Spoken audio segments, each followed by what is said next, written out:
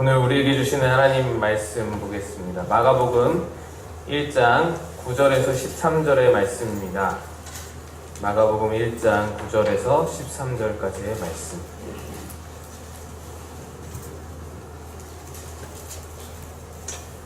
한 절씩 교독하겠습니다. 그때에 예수께서 갈릴리 나사렛으로부터 와서 요단강에서 요한에게 세례를 받으시고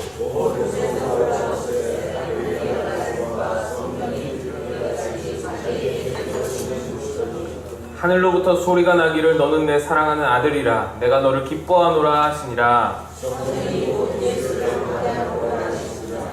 함께 있습니다. 광야에서 40일을 계시면서 사탄에게 시험을 받으시며 들짐승과 함께 계시니 전사들이 수종 들더라. 아멘. 할렐루야. 오늘 여러 가지로 고생하신 분들이 많으신데 너무 감사드리고, 김장도 하시고 또 이사도 도와주시고 너무 감사합니다. 여러분들 요거에 감사를 드리고 이 말밖에 할 게 없네요. 감사하다고. 여러분 그 사랑 덕분에 제가 잘 적응하고 나아가는 것 같습니다. 감사가 넘치는 것 같습니다. 감사를 드립니다. 오늘 말씀 이제 드디어 8절에서 넘어가서 이제 9절인데요. 예수님께서 30여 년 동안 침묵 가운데에 묵묵히 목수일을 하시면서 공생애를 준비하시다가 드디어 세상 앞에 그 모습을 드러내셨습니다. 세상이 그토록 고대하던 구원자의 음성을 이제 듣게 되는 순간인 것이죠. 예수님이 사역을 시작하시면서 무엇을 하셨는지를 굉장히 중요한 부분인데 살피는 것이 중요합니다. 예수님이 사역을 시작하기 바로 직전에 과연 무엇부터 하셨는가? 예수님에게 사역 시작하기 전에 무엇이 주어지고 무엇이 있었고 무엇을 행하시고 무엇을 중요시 여기셨는가? 오늘 말씀에서 여러 가지를 볼 수 있는데요. 지금 오늘 말씀 본문에 의하면 예수님께서 사역 시작하시면서 가장 먼저 하신 것이 무엇인지요? 여러분, 세례죠. 세례를 받으셨어요, 예수님이. 그러면은 한 가지 여쭤볼게요. 예수님께서 처음으로 행하신 것은 이제 세례였고, 그러면은 예수님이 처음으로 말씀하신 선포는 무엇이었다고? 네, 회개하라, 천국이 가까이 왔느니라 라는 말씀을 하셨다고 지난주까지 말씀드렸습니다.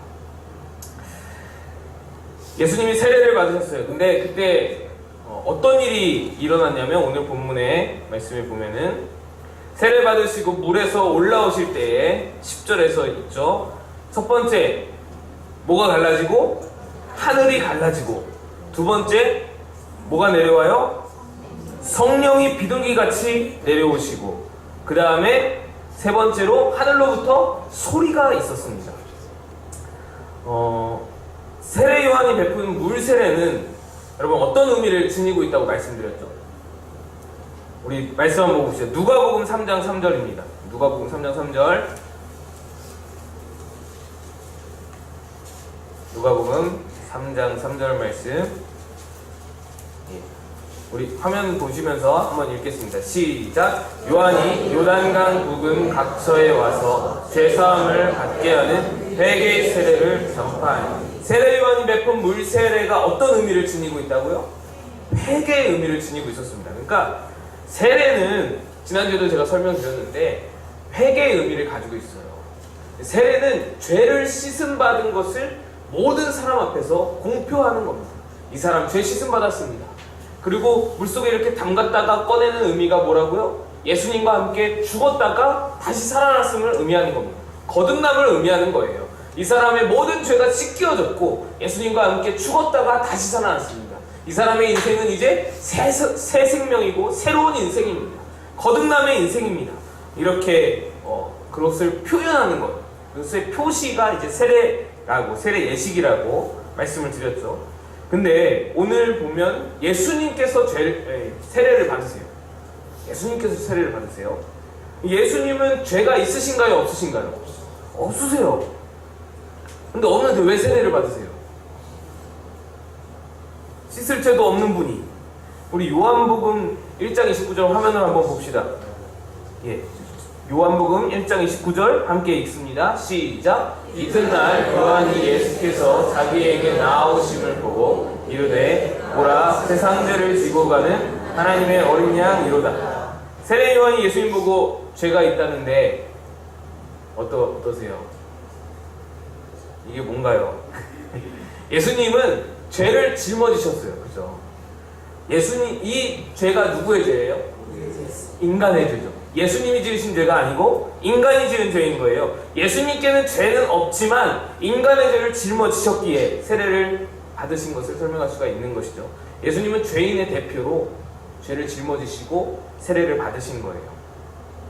말씀 또 보겠습니다. 화면에 보세요. 마태복음 3장 13에서 15절입니다. 시작. 이때에 예수께서 갈릴리로부터 요단강에 이르러 요한에게 세례를 받으려 하시니 요한이 말려 이르되 내가 당신에게서 세례를 받아야 할 터인데 당신이 내게로 오시나이까. 예수께서 대답하여 이르시되 이제 허락하라. 우리가 이와 같이 하여 모든 의를 이루는 것이 합당하니라 하시니 이에 요한이 허락하는지라. 예수님께는 씻김받고 회개하셔야 할 죄가 없었어요. 그렇지만 세상 죄를 짊어진 메시아로서 구속사적인 의를, 하나님의 의를 이루기 위하여서 세례를 받으신 거예요. 죄가 있어서라기보다는 죄를 짊어지시고 이루어야 할 하나님의 뜻, 하나님의 의가 있었기에 요한이 거부하고 말리니까 예수님이 세례 받아야 된다. 하나님의 의를 이루는 것이 합당하다라고 다그치시면서 말씀하시는 거예요. 요한도 어쩔 수 없이 허락하는 것이죠. 세례를 받으신 이유가 이것 말고도 또 다른 이유가 있는데 조금 나중에 다시 보기로 하고요. 여기에서 저는 굉장히 은혜를 받았던 것이 뭐냐면 예수님의 겸손한 모습과 이 탈권위적인 모습이었습니다. 세례 요한이 예수님이 세례를 받으러 오시니까 말렸어요. 여기서 이제 한글 번역에서는 굉장히 이례적으로 단편적으로 표현이 되어 있지만 언어에 의하면은 몇 차례 실갱이가 있었던 것으로 언어에는 표현이 되어 있어요. 몇 차례 다수로 표현이 되어 있어요. 뭐 우리가 그런 거 생각하시면 돼요. 우리가 뭐 누구에게 돈 줄 일이 있어서 이렇게 돈을 쥐어주면 아 왜 이래 안 받아 막 이러면서 실갱이 하잖아요. 예산 한 3번은 안 받고 다음에는 모르는 척 다 보고 그렇잖아요. 다들 경험이 없으신가 봐요. 저만 그런 경험이 그러니까 예수님도 비슷한 문제로 실갱이를 하셨던 거예요. 그러니까 야 나 세례 받아야 된다. 세례 요한은 어때요? 이거 있을 수가 없는 일인 거죠. 왜 그래요? 당시에는요 세례 요한이 예수님보다 6개월 빨리 나셨어요. 근데 그 나라 문화에서는 나이 차이, 그 정도 나이 차이로는 뭐 이런 어떤 나이에 대한 그런 거는 없었고, 뭐가 있었냐면 스승에 대한 어떤 서열 의식은 굉장히 심했어요. 뭐 우리도 지금 마찬가지지만 스승에 대한 권위, 스승에 대하여서 그런 것은 굉장히 심했어요. 그 권위 개념이 상당했습니다. 그러니까 요한에게 지금 세례를 받으시려 할 때 요한이 당황스러운 거예요. 나보다 스승인데. 요한이 예수님께 뭐라고 했어요? 나는 당신의 신발끈 풀기에도 감당할 수가 없다 그랬어요. 세례 요한은 예수님의 권위를 어마어마하게 인정하고 지금 세례 요한은 완전히 지금 낮은 신발끈 푸는 종이 가장 천한 종이라고 말씀드렸잖아요. 근데 그 천한 종보다도 못하다. 난 예수님 앞에서. 그랬는데 예수님이 지금 세례 받으러 오시는 거야. 세례를 그렇잖아요. 머리에 손 얹고 확 눕혀가지고 물속에 풍덩 담갔다가 이거 다시 이렇게 꺼내야 되는데 그 몸을 맡긴다라는 게 스승이 그렇게 제자의 손에 이렇게 눕혀진다는 게 좀 어렵잖아요. 근데 이 모습이요 사실 성경에 몇 번 나와요. 이런 비슷한 모습. 또 어디서 나오냐면 세족식 때 나옵니다. 세족식 때 예수님께서 베드로의 발을 붙잡으시고 발을 씻기려고 하시니까 베드로가 어떠다 뭐라고 말씀을 베드로가 기겁을 하고 안 된다고 하니 이루실 수 없다고, 절대로 내 발을 씻길 수 없다고 베드로가 말을 합니다. 그때 예수님께서 이거 안 씻으면 나와 상관이 없다라고 말씀하셔서 겨우겨우 그때 이제 베드로가 씻게 되는데, 이 세례와 세족식 두 가지 모두 다 복음의 역사에서 굉장히 중요한 의미를 가지고 있는 사건들이에요. 우리가 계속해서 기념하고 우리가 되풀이하면서 계속해서 행하는 그런 예식이잖아요. 그러니까 세례와 세족식 모두 다 예수님의 어떤 복음의 역사에서는 굉장히 중요한 사건이거든요. 중요한 그런 어떤 일인데, 이런 일들이 진행되어질 때 예수님은 그것을 이루시면서 발을 씻기시면서 세례를 받으시면서 예수님의 머릿속에는 이것을 통하여서 이루실 하나님의 뜻과 하나님의 의와 이런 것들로 생각이 가득하신데, 사람들의 머릿속에는 뭐가 생각이 나요? 어이구 스승이 어떻게, 어이구 예수님이 어떻게 내 발을, 어이구 예수님이 나한테 어떻게 세례를. 우리의 머릿속에는 이 위아래, 어떤 높고 낮은 이런 것만 이제 생각이 있는 것이죠. 예수님은 전혀 그런 것에 개의치가 않으셨어요. 우리가 예수님의 겸손을 배울 수 있어야 합니다. 이 탈권위적인 겸손을 우리가 배울 수 있어요. 세상 사람들은요, 자기 스스로 권위를 세워야 한다고 생각을 해요. 나 스스로 내가 내 권위를 세워야 한다. 그래야 내가 높다. 그래야 내가 높아진다. 그래서 막 아랫사람들 엄격하게 대하면서 지시하고 명령하고 강요해서 내 권위를 내가 스스로 찾으려고 하잖아요. 제가 예전에 박 목사님께 몇 번 혼난 적이 있어요. 끝까지 들어보세요. 네. 박 목사님께 몇 번 혼난 적이 있는데, 언제 혼났냐면, 제가 꿈꾸는 교회, 봉천동 꿈꾸는 교회 부임한 지 얼마 안 됐을 때 목사님이 뭘 이렇게 들고 차를 타러 가셔서 그래서 저녁 예배 다 마치고 교인들 다 떠나가고 저랑 이제 몇몇 교육자만 있고 목사님 나오셔서 이제 차가 앞에 주차되어 있었고, 제가 차랑 가까워서 목사님 문을 열어드렸어요. 제가 그때 욕을 뒤지게 먹었어요. 죄송합니다 여러분, 이런 표현 죄송한데, 박 목사님 직접 말씀하시는 거예요. 내가 팔없는 병신이냐고, 너 왜 나를 병신 취급하냐고 막 뭐라 그러시는 거예요. 나는 세상에 차 문 열어주고 그렇게 욕먹은 적은 처음이었어요. 그렇게 한번 욕을 먹었고요, 혼났고요. 또 언제 혼났냐면, 노예를 갔어요. 노예를 가서 저희 후배 목사님이 안수를 받으시던 날이었어요. 그래서 박 목사님께서 이제 그 목사님의 안수를 이제 해주셔야 되잖아요. 안수배를 해주셔야 되는데, 그 가운을 챙겨갔죠. 목사님 가운을 챙겨가셨는데, 그 가운을 이제 목사님이 두고 뭐 이렇게 인사하시고, 노예 어른들이랑 인사하시고 있으신 가운데 이제 가야 되니까 제가 가운을 이렇게 손에다가 이렇게 걸쳐서 챙겼어요. 저는 좋은 뜻에서 한 거예요. 여러분 이해를 좀 해주세요. 나는 목사님 가운 빨리 가자고 이렇게 한 거예요. 그랬다가 또 뒤지게 혼났어요. 뭐 팔 없냐고, 나는 뭐 팔이 없냐고, 발이 없냐고. 그거 그렇게 싫어하세요, 목사님. 그러니까 세상 사람들은 어때요, 여러분?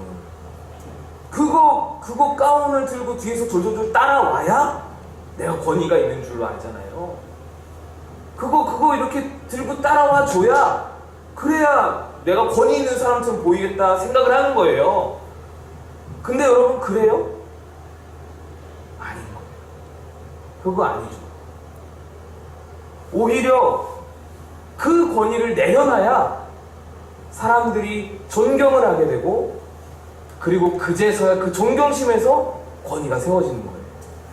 여러분 이게 바로 영적인 권위인데, 세상의 권위와 영적인 권위는 완전히 다른 거예요. 완전히 차원이 다른 겁니다. 세상의 권위는 그렇게 세워야 될지 모르겠어요. 저는 잘 모르겠는데 그렇게 세워야겠죠. 내가 스스로 권위를 찾는 거예요. 권위를 세우는 거예요. 지시하는 거예요. 혼내는 거예요. 막 명령하는 거예요. 그래서 이건 이렇게 해라. 이거 가운 들고 따라와야지. 부목사인데 이건 이렇게 하는 거야. 가르쳐서 내 권위를 스스로 찾는 거예요. 스스로 세우겠죠. 근데 영적인 권위는 그렇게 해서는 절대로 세워질 수가 없는 거죠. 그건 영적인 권위랑 전혀 상관이 없는 일인 거예요. 영적인 권위는 어떻게 세워지는 것이냐? 내가 찾는 게 아니에요. 내가 오히려 세상의 권위를 내려놓을 때, 내가 그 권위를 다 집어 던질 때 아랫사람들이 자발적으로 저분 정말 닮고 싶다, 저분 정말 존경스럽다 라는 마음이 우러러 나오면서 그제서야 영적인 권위가 세워지는 것입니다. 예수님의 권위는 이런 권위였어요. 지금이야 뭐 장로님이 성도들 발 닦이는 거 교회마다 다 하는 거고, 그래서 여러분들도 당연하게 생각하고 뭐 그러실지 모르겠어요. 물론 안 그러시겠지만 그러실지도 모르겠어요. 근데 이때 당시에 예수님의 발 닦으심은 파격적이었던 거예요. 이때 당시 예수님이 물로 걸어 들어가셔서 세례 요한에게 세례를 받으시려고 무릎을 꿇으시는 것은 파격적인 거였어요. 예수님의 권위는, 영적인 권위는 그렇게 세워지는 거예요. 나의 어떤 지위 고하를 내려놓을 때, 내 탈권위적인 모습을 보일 때 오히려 사랑으로 권위를 세우는 것이고, 자비로 권위를 세우는 것이고, 긍휼히 여김으로 권위를 세우는 것이고, 내가 오히려 베풀 때, 권위를 내려놓고 베풀 때 그에게서 자발적으로 나를 향한 권위가 세워지는 거예요. 예수님이 가르쳐 주시는 영적인 권위인 것입니다. 지금 예수님께서 또 세례를 받으시는데 이 장면을 보고 말씀드리고 있는데, 이 세례 장면에서 또 특별한 것이 한 가지 더 있습니다. 예수님께서 세례를 받으시고 물에서 올라오실 때 하늘이 열리고 성령이 비둘기같이 내려오시고 소리가 들렸다라고 세 가지로 말씀을 드리고 있습니다. 첫째로 하늘이 갈라졌다고 말씀을 하고 있어요. 하늘이 갈라졌다라는 것은요, 하늘과 땅이 갑자기 연결이 되었다라는 것입니다. 하나님의 세계와 인간의 세계가 연결이 되었다라는 거예요. 이 갈라졌다라는 헬라어 동사가 찢다라는 의미예요. 열리다라는 의미입니다. 하나님께서 인간 세상으로 적극적으로 개입하시는 것을 의미해요. 하나님께서 이 하늘과 땅의 어떤 보이지 않는 경계를 찢어버리시고 지금 임재하시는 거예요. 강력하게 적극적으로 땅에 임하시는 거예요. 개입하시는 거예요. 예수님께서 세례를 받으시던 그 당시에 여러분 말라기서, 구약 마지막 성경 말라기서 아시죠? 말라기서와 마태복음의 간극이 몇 년이 있다고 여러분 아시나요? 400년. 400년의 그 중간기가 있잖아요. 그 동안에 하나님의 음성이, 하나님의 계시가 있었나요? 없었나요? 없었어요. 하나님의 계시가 없었던 암흑기였어요. 말씀의 암흑기 400년. 지금 예수님께서 세례를 받으실 때 하늘이 갈라지고 찢어지고 하나님의 음성이 임한다, 하나님이 개입하신다, 이것은요 이 유대인들에게, 이 이스라엘 사람들에게는 굉장한 일이었어요. 놀라운 사건이었어요. 왜냐하면 400년 동안 그게 없었거든요. 400년 동안 하나님의 음성이 전혀 없었던 상황이었거든요. 근데 갑자기 하나님께서 그 모든 그 400년 동안 쌓여있던 모든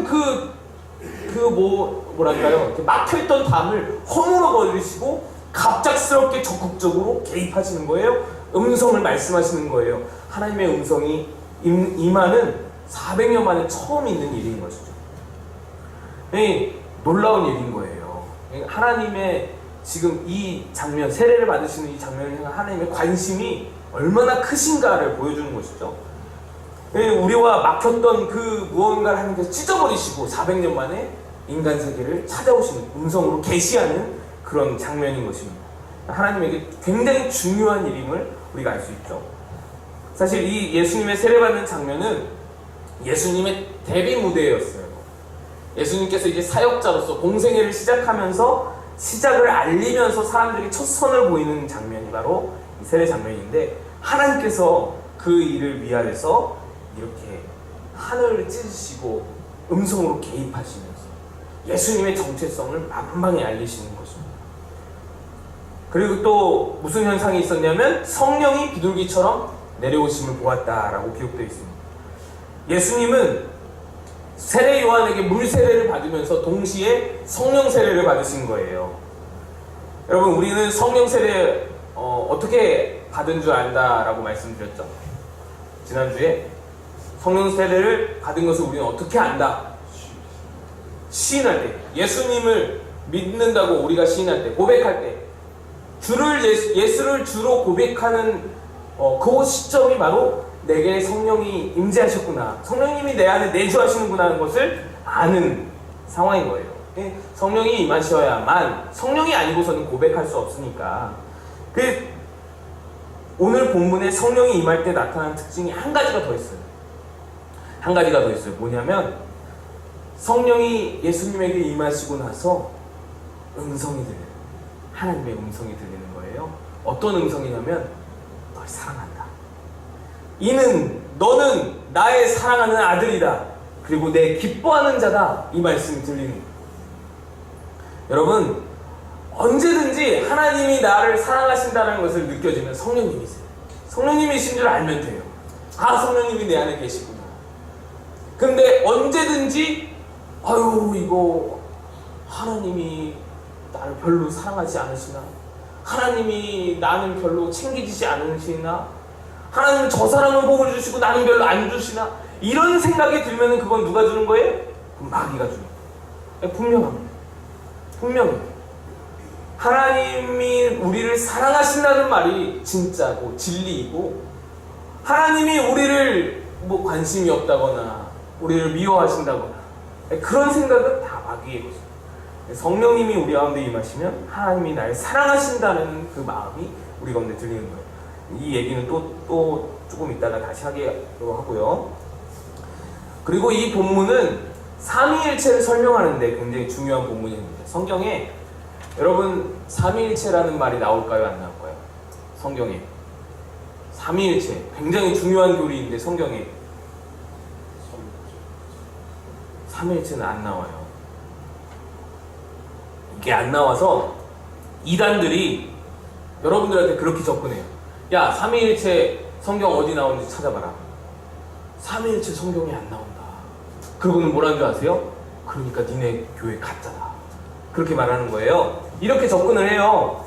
너희 그거 삼위일체 그거 사람들이 만들어낸 거야. 그거 사람들이 만들어낸 거야. 성경에 없는 거야. 어디 성경 어디에 삼위일체가 있어? 그러니까 그렇게 막 속이는 거예요. 이단들이 쓰는 그 전략 중에 하나인데, 오늘 말씀이 바로 삼위일체의 증거 말씀이에요. 삼위일체라고 나오진 않죠. 그렇게 나오진 않아요. 삼위일체라는 말은 분명히 맞아요. 사람이 만든 말이 맞는데, 오늘 말씀이 바로 삼위일체의 증거 말씀이에요. 물론 이외에도 많아요. 여러 가지가 많은데 아주 확실하게 새 위격의 성부, 성자, 성령 하나님께서 이렇게 한눈에 딱 보이게 한 자리에 이렇게 장면을 볼 수 있는 그런 모습은, 그런 본문은 오늘 예수님의 세례 장면이 거의 유일한 거예요. 보세요, 여러분. 예수님은 지금 요단강에서 세례를 받고 계세요. 하늘에서는 하늘이 찢기고 무슨 소리가 들려요? 하나님의 음성이 들립니다. 하나님이 계신 거죠. 하나님이 지금 이 본문 안에 계신 거예요. 그리고 하늘로부터 뭐가 내려와요? 성령이 비둘기 같이 임하는 거예요. 예수님이 요단강에 서 계시고 하늘로부터 하나님의 음성이 들리고 하늘로부터 성령이 임하시고, 그래서 성부, 성자, 성령 삼위일체가 이렇게 보이는 거예요. 우리가 한눈에 볼 수 있게. 예수님의 데뷔 무대이자 이 세례식은 삼위일체의 하나님을 확인할 수 있는 장면입니다. 그런데 사실 이 예수님의 수세 장면에서 제가 가장 여러분에게 강조하고 싶고 가장 중요한 포인트는 다른 어떤 것보다 바로 지금부터 드릴 말씀인데, 하나님이 예수님께 해주신 말씀, 그 메시지가 우리에게 너무너무 큰 의미를 갖습니다. 이 말씀이 너무너무 중요해요. 하나님께서 예수님에게 뭐라고 하셨는지, 말씀하셨는지 우리 한번 읽어봤으면 좋겠는데요. 11절 한번 읽어보겠습니다. 시작.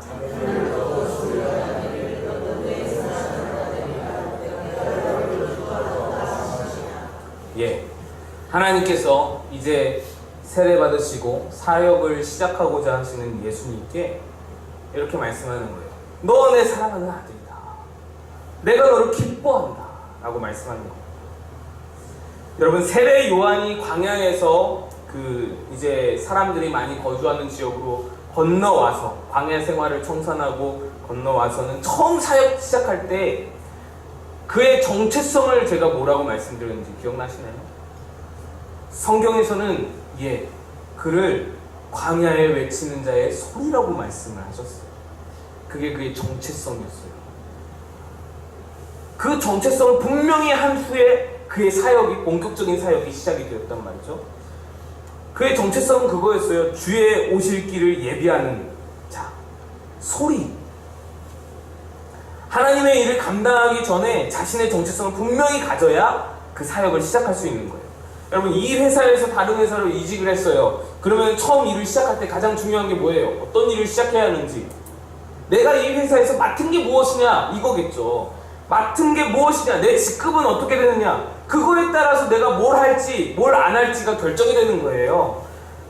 내 정체성, 내가 여기서 과장이냐, 부장이냐, 내가 여기에 영업팀 소속이냐, 회계팀 소속이냐, 이거에 따라서 내 할 일이 정해지는 거예요. 그 다음에 내 사역이 정해지는 거예요.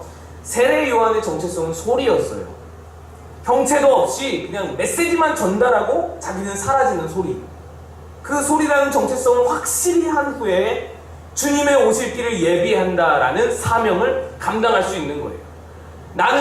그는 흥하여야 하겠고 나는 쇠하여야 하리니, 이 사명을 완벽하게 감당할 수 있었던 거예요.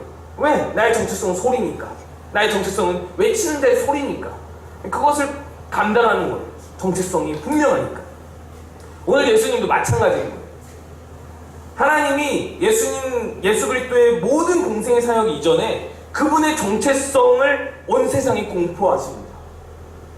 이는 내 아들이다. 아들도 다 같은 아들이 아니라 내가 정말로 기뻐하는 자다. 선언하시는 거예요. 나의 존귀한 아들이다. 내가 사랑하는 아들이다. 이것이 예수 그리스도의 정체성인 거예요. 하나님의 아들, 하나님의 기뻐하는 자. 여러분, 예수님의 세례에는 굉장히 많은 의미가 담겨져 있습니다. 제가 말씀드린 것만 해도 지금 몇 가지가 됐는데요. 하나하나 짚어서 말씀드리자면, 죄 없으신 예수님께서 세상 죄를 짊어지시고 하나님의 의를 이루기 위해서 받는 그런 세례라는 의미 하나 있고요. 예수님의 겸손하심과 탈권위적인 모습을 보여주는 세례, 그런 모습이 또 의미가 있고요. 그리고 예수님의 데뷔 무대라는 의미가 있고요. 400년 만에 하나님께서 음성으로 계시하신 놀라운 사건이라는 의미가 있고요. 삼위일체 하나님의 그 증거라는 의미가 있고요. 이렇게 여러 가지 의미가 복합적으로 세례 이 한 사건에 다 담겨 있는데, 사실 가장 중요한 의미는 이것이에요. 예수님은요, 우리에게 세례의 본을 보이시고 계세요. 우리는 이렇게 생각하잖아요. 이거는 예수님의 세례니까 뭔가 화려하고 엄청나고 뭔가 영적인 능력들이 막 일어나는 것 같고, 하나님이 개입하시고 성령이 비둘기같이 임하시고, 예수님이니까 일어날 일이지. 그래서 여러분, 우리가 세례 받으실 때는 여러분 느낌이 어떠세요? 저는 그랬어요. 저는 고등학교 때 세례를 받았는데, 목사님이 이렇게 수갑을 끼시고 물에 담그셨다가 제 머리에 탁 소리 얹으실 때, 차가워. 그랬어요. 차가워. 말로 하진 않지만 갑자기 차갑더라고요. 놀랐어요. 그러고 나서는 물이 이렇게 쪼로로로 흐르는 거예요. 쪼로로로 이렇게 흘러요. 그러니까 간지러워. 그랬어요. 차가운 것과 간지러운 것이 저의 세례의 의미였어요. 세례는 그런 거구나. 차갑고 간지러운 거구나. 어렸었는데, 그렇게 차갑다가 간지럽다가 끝나는 건 줄 알았어요. 근데 아니죠. 지금 예수님의 세례는 우리에게 본을 보이시는 거예요. 세례는 이런 거다. 세례는 이런 거야. 예수님은 죄인의 대표로 세례를 받으셨어요. 이 말은 앞으로 우리가 다 예수님의 뒤를 따라서 이렇게 세례를 받으라고 예수님이 본을 보이신 거예요. 너희도 세례를 이제 받을 텐데, 이 세례의 의미라는 것이 바로 이런 것이다. 이 세례가 너에게 베풀어질 때에는 하늘과 땅에서 이러한 일들이 막 일어날 것이다. 너희가 세례를 받는 순간에 하늘이 열려지고 하나님의 음성이 너희에게 쏟아질 것이고 성령이 너희에게 임하게 될 것이다. 예수님이 이걸 보여주시는 거예요. 너희가 세례, 곧 죄를 씻는 그 표를 받을 때에 하나님께서 너희에게 이렇게 말씀하실 것이다. 예수님께서 미리 듣고 미리 우리에게 본을 보여주신 것이라는 것입니다. 그리스도의 세례는요, 우리가 받을 세례에, 또 우리가 받아온 세례의 예표입니다. 그래서 우리가 세례를 받을 때에도 하늘이 열려지는 거예요. 성령이 우리에게 임하시는 거예요. 하나님께서 우리에게 말씀하시는 거예요. 여러분, 이거 세례 받을 때 느끼셨어요? 다시 한번 느껴보고 싶으시죠? 세례 한번 다시 받고 싶으시죠? 세례 2번 받으면 2단이래요. 이제 배가 떠나갔어요. 우리는 할 수가 없어요. 버스 떠났어요. 우리가 세례를 받을 때에도 예수님이 받으실 때와 마찬가지로 그런 역사가 일어난다라는 거예요. 하나님께서 우리에게 말씀하시는, 무엇보다 중요한 것이 이거예요. 하나님이 우리에게 말씀하신다는 거예요. 우리가 세례 받을 때, 우리가 죄 씻음 받을 때, 우리가 회개할 때에 하나님께서 우리에게 말씀하시는 거예요. 너는 내 사랑하는 아들이다. 너는 내 사랑하는 딸이다. 너는 내가 기뻐하는 자로다. 하나님 말씀해 주신다라는 거예요. 우리가 여러분 세례 받은 이후에 세례 받아야만 우리 직분을 받잖아요. 그죠? 세례 이후에 직분을 주는 이유가 저는 이거라고 생각해요. 예수님께서 세례 받으시고 하나님께서 그분의 정체성을 명확히 해주신 후에 그제서야 공생애가 시작이 되거든요. 너는 내 아들이다. 내 사랑하는 아들이다. 내 기뻐하는 자다. 그분의 예수님의 정체성을 명확히 해주신 후에 예수님의 본격적인 공생의 사역이 시작되듯이 우리가 세례 받으면서 하나님께서 우리에게 정체성을 명확히 해주시는 거예요. 말씀해 주시는 거예요. 너의 정체성은 내 아들이다. 너의 정체성은 내 딸이다. 내가 기뻐하는 자다. 이제부터 평생 너는 이 정체성을 가지고 사역해라. 너는 평생 이 정체성 가지고 교회 일 해라. 감당해라. 너는 평생 이 정체성 가지고 세상을 살아가라. 이것을 여러분 안에서 확인하시고 여러분 안에 명확히 하신 후에 여러분에게 직분이 맡겨지는 것이고 사역이 맡겨지는 것이고 소명이 맡겨지는 것이고, 여러분 이게 우리의 정체성인 거예요. 말씀드렸죠? 회사에서도 내 직급이 뭔지 내 부서가 뭔지가 명확해야 할 일들이 정해지는 거예요. 그리스도께서 우리에게 우리의 정체성을 명확히 하신 후에야 우리가 할 일들을 똑바로 감당할 수 있는 거예요. 우리가 그 정체성을 명확히 아는 후에야 하나님의 일들을 감당할 수 있다는 거예요. 이게 우리의 정체성인 거예요. 하나님이 말씀하신 것, 우리를 지으신 분이 처음 지으실 때 설계하셨던 모습, 바로 내 아들, 내 딸, 내 기뻐하는 자라는 거예요. 이것이 하나님이 태초부터 부여하신 우리의 가치입니다. 하나님 태초부터 만드실 때부터 우리에게 부여하신 우리의 가치라고. 이 가치를 우리는 처음부터 가지고 있었고 지금도 이 가치를 지니고 있어요. 여러분 모두가 다 하나님의 아들, 딸이라는 그 가치를, 하나님이 태초에 우리에게 부여하신 그 가치를 다 가지고 있어요. 근데 여러분 한번 생각해 보세요. 우리 왜 이렇게 망가졌나요? 우리 왜 이토록 무너졌을까? 세상이요 자꾸 우리를 속입니다. 사단의 목적이 이거예요. 하나님이 나한테 부여하신 가치를 자꾸 잊어버리게 만드는 거예요.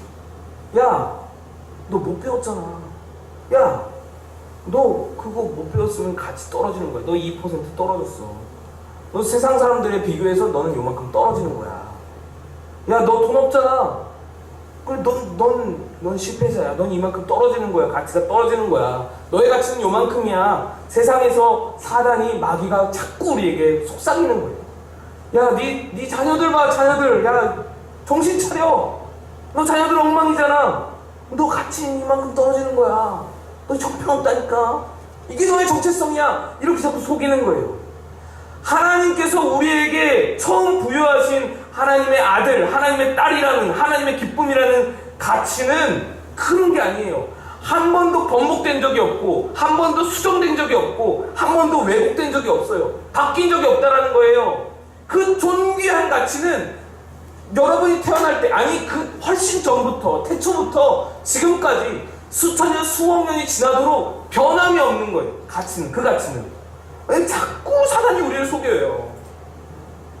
그리고 꼬리표를 자꾸 붙이는 거예요. 꼬리표를.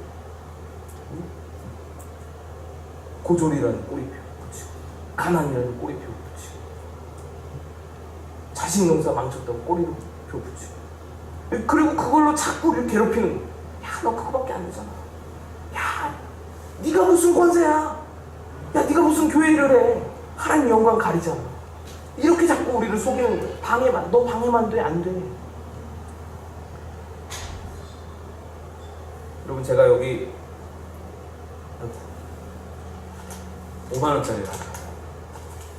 그럼 이게 얼마짜리예요? 5만원이죠? 5만원 맞아요? 5천원 아니에요? 5만원. 이거를요, 제가 좀 아까운데 구겼어요. 이거 얼마예요?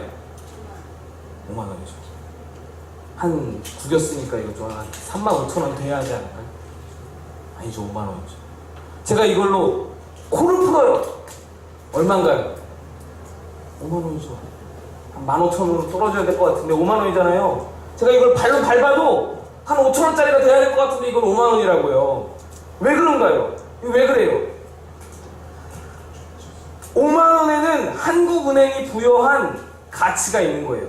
이거 처음 만들어질 때 부여한 가치가 여기에 딱 정해져 있어요. 이건 5만원이다. 그래서 이거 아무리 더러워져도 5만원이에요. 35,000원 떨어지지 않아요. 코딱지가 묻었다고 2만원 되는 게 아니에요. 이거 처음부터 부여해놓은 5만원이라는 가치가 있어요. 그래서 아무리 때가 타고 더럽혀지고 구겨지고 심지어는 찢어질지라도 5만원은 5만원인 거예요. 그런데 여러분, 사단은 자꾸 우리가 때 묻었다고, 실패했다고, 넘어졌다고 자꾸 우리더러 35,000원이야, 2만원이야 자꾸 그러는 거예요. 그러니까 자꾸 속인다니까요. 여러분, 속아 넘어가지 마시기를 축복합니다. 속지 마세요. 하나님께서 태초에 여러분에게 부여하신 가치는 단 한 번도 훼손된 적이 없어요. 그 가치는 영원한 거예요. 여러분이 그 어떤 일을 겪더라도 그 가치는 훼손되지 않는 거예요. 여러분은 여러분이 얼마짜리라고 생각하세요? 이승현 목사는 얼마짜리일까요? 네. 한 2억 될까요? 3억 될까요? 예수님이 세례를 받으실 때 하나님이 예수님 보고 이는 내 사랑하는 아들, 내 기뻐하는 자다라고 감격적으로 말씀하셨어요.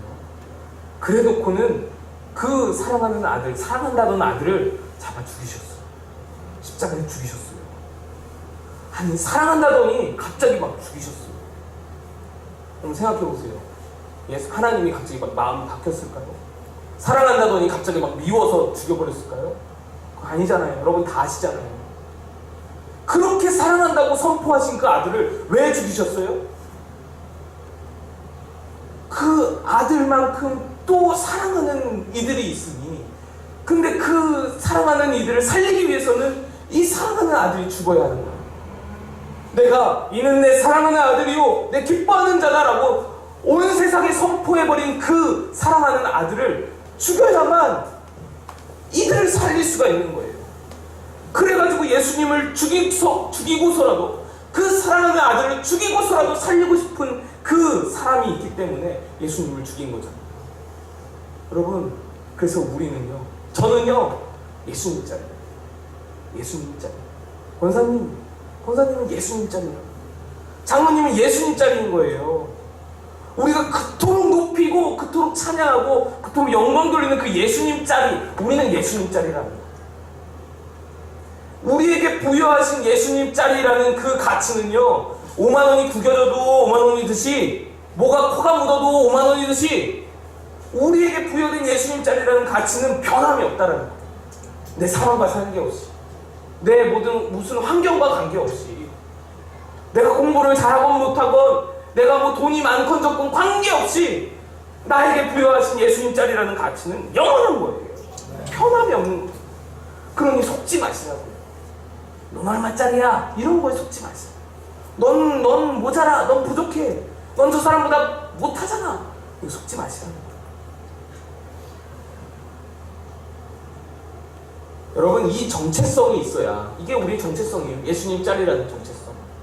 한번 따라해 봅시다. 나는 예수님 짤이다. 나는 예수님 짤이다. 이게 정체성이에요. 우리의 정체성. 이 정체성이 있어야 목사가 목사다워지는 거예요. 이 정체성이 있어야 장로가 장로다워지고 권사가 권사다워지는 거예요. 왜 그런 줄 아세요? 나는 하나님께서 내게 부여하신 가치가 있어. 나는 이런 명예가 있는 사람이야. 나는 이런 가치가 있는 사람이야. 이 5만 원에 내 가치를 훼손시킬 수가 없는 거예요. 이 몇 푼 안 되는 5천만 원, 몇만 원에 몇 억에 내 훨씬 중요한 이 가치를 훼손시킬 수가 없는 거예요. 그래서 목사가 목사다울 수 있는 길은 이 정체성을 확립하는 거예요. 나 하나님의 사람이야. 나 하나님의 아들이야. 나 예수님짜리 사람이야. 이게 확실히 있으면은 아무리 어떤 세상의 유혹이 다가와도 아니야, 난 그거 할 필요 없어. 나 그거 한다고 내가 높아지는 게 아니야. 나는 이미 하나님께서 부여하신 가치로 난 높은 사람이야. 이미 하나님께서 내게 부여하신 가치로 나는 훌륭한 사람이야. 난 멋진 사람이야. 난 특별한 사람이야. 하나님이 날 이미 사랑하셔. 이거 눈에 들어오질 않는 거예요. 이 유혹들이 눈에 들어오질 않는 거예요. 죄로 나를 더럽힐 수가 없는 거예요. 왜? 나는 나에게 부여하신 가치가 있는데 내 죄가 내 안에 들어오면 훼손돼 버리잖아요. 이 가치가 무너져 버리잖아요.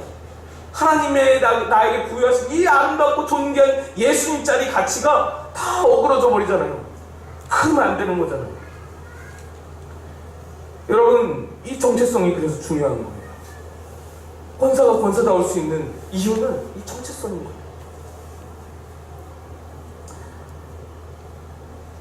하나님이 내게 부여하신 가치가 얼마짜리인데 몇 푼어치 안 되는 세상의 좋은 것에 내 가치를 내어줄 수 없기 때문에, 그래서 예수님도 세례 받으시고 하나님께서 그 정체성을 확인하신 후에 예수님이 그 다음에 어디로 가시는 줄 아세요, 여러분? 광야로 갔어요. 사단에게 시험받으러 광야로 갔어요. 성령에게 이끌려. 그래서 어떻게 되셨어요? 판판이 지셨어요? 판판이 패배하셨어요? 아니죠. 하나님이 예수님더러 이는 내 사랑하는 아들이라 내 기뻐하는 자다 정체성을 확립시켜 주신 후에 광야에 가서 40일을 금식하시고 나서 사단이 어마어마한 유혹으로 그에게 요구하고 그를 넘어뜨리려 하고 그를 속이려 했지만 번번이 실패하는 거예요. 왜? 예수님의 안에는 그 정체성이 있으니까.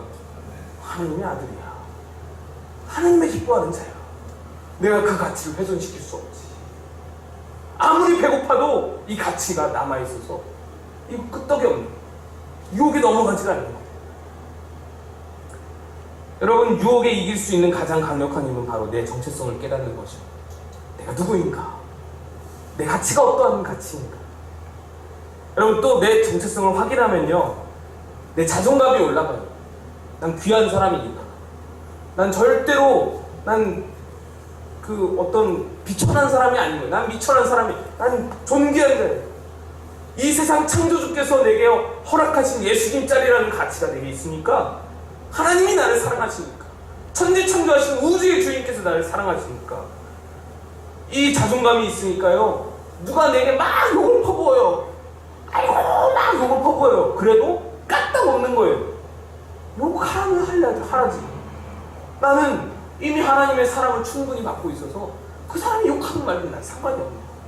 그 사람이 날 비난하든 상관이 없는 거예요. 흔들림이 없는 거예요. 왜? 나에게 이미 주신 가치가 있어요. 끄떡없는 거예요. 누구랑 비교하고 막 열등의식 느끼고 그럴 필요가 없는 거예요. 아이고, 하나님 저 권사는 많이 축복해 주시고 왜 나에게는 안 주실까? 이럴 필요가 없는 거예요. 하나님이 이미 나에게 모든 것을 다 주셨어요. 모든 은혜를 다 주셨어요. 내 안에 이미 좋은 게 많아요. 비교할 필요가 없어요. 남이 잘 되는 거 보고 박수 칠 수 있는 거예요. 진심으로 축하할 수 있는 거예요. 여러분, 세례 후에 하나님께서 예수님에게 하신 말씀이 우리가 세례를 받는 순간, 여러분 다 세례 받으셨잖아요, 그죠? 세례 안 받으신 분, 세례 다 받으셨잖아요. 여러분에게 다 이미 임하고 계시는 거예요. 하나님께서 여러분에게 늘 말씀해 주시는 거예요. 너는 내 사랑하는 아들이야. 넌 내 사랑하는 딸이야. 무엇에 실패했어? 괜찮아. 그건 세상이 주는 가치이고, 내가 너에게 이미 준 가치는 예수님짜리. 내가 너에게 이미 준 가치는 내 아들, 내 딸. 이 가치는 변함없이 영원한 거예요. 세례 후에 직분을 주는 이유가 다 이런 데 있는, 이 정체성으로 집사 감당하고, 장로 감당하고, 권사 감당하고, 목사 감당하는 거예요. 여러분, 이 말씀을 여러분 마음에 새기시고, 이 정체성, 하나님의 자녀다, 하나님 날 사랑하신다, 끝도 없는 어떤 고난이 와도 어떤 풍파가 와도 끝도 없는 이 믿음, 이거 하나 가지시고 세상을 당당하게 이기시는, 또 수많은 시험 앞에서 이겨내시는 우리 마고 꿈꾸는 교회 성도들 다 되시기를 축복합니다. 아멘. 우리 함께 찬양하겠습니다. 찬양 부르고 기도하고 지겠습니다. 우리 자신을 축복하면서 찬양했으면 좋겠는데요. 제가 예전에 수련회 때 불렀던 찬양 가져왔어요. 잘 모르시겠지만 한번 따라해보세요.